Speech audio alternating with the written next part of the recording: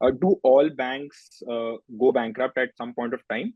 And is it the Reserve Bank of India's responsibility to bail every one of them?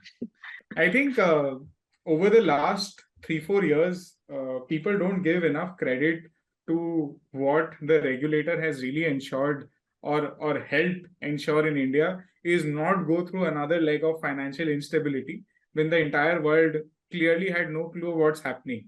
On one end, we had, let's say, the developed economies of the world printing mindless amount of money, trying to do all sorts of measures. Whereas in India, the approach was always calibrated, wait and watch.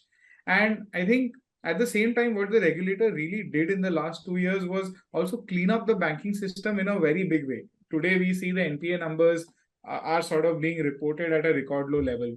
Credit growth is at an all-time high. At the same time, there were some banks which were almost at the verge of, let's say, sort of blowing up, right?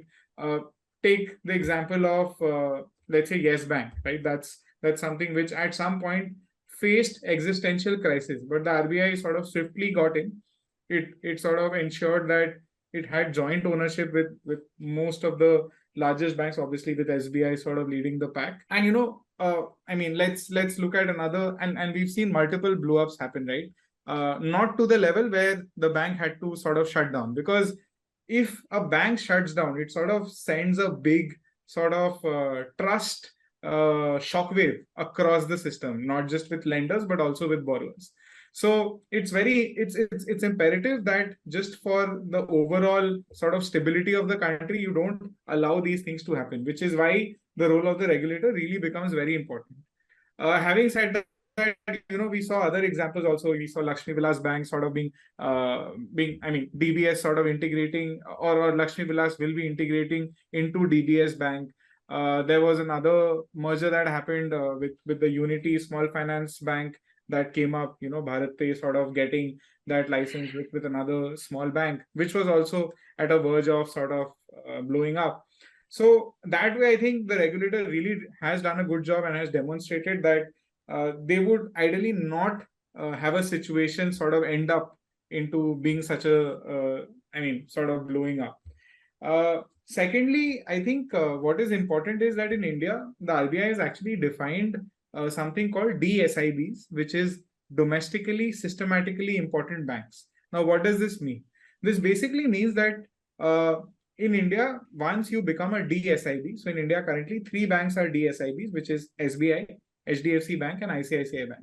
So these banks are actually too big to fail, which basically means that there'll always be an implicit sort of guarantee that the RBI won't allow them to fail. And what will the RBI do to ensure this doesn't happen?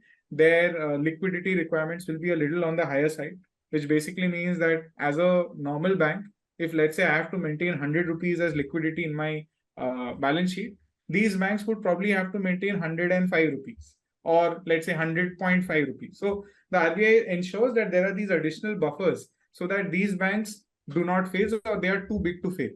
So I think from a regulatory perspective, I mean, if you sort of look at, any reading of what's happening globally, I think at some level we can be proud that we are a little ahead in terms of not expecting a situation where tomorrow the money sort of vanishes. And we've also seen how, let's say, some other alternative asset classes which sort of became very fashionable to own. In India, apparently that was not the wave that sort of took off, because the regulator was very clear from day one. So that, I think, goes a very long way in ensuring that the system stays stable. Yeah, and I think just last one or two things that I would like to extend from your answer is that we don't give as much credit as to our regulatory watchdogs, right? Be it the RBI or SEBI.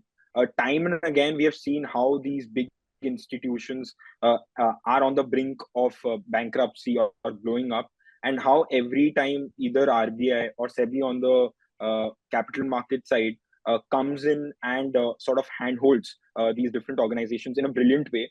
And I was just watching an interview wherein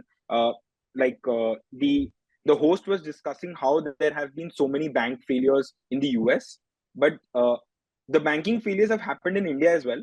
Not to put it wrongly, but the way it has been managed by RBI is commendable, and I think huge kudos to that. And we keep seeing it on the capital market side as well, wherein Nitin keeps talking about how SEBI is doing a great job in terms of managing the risk reward and managing the compliance of all the investors in the markets.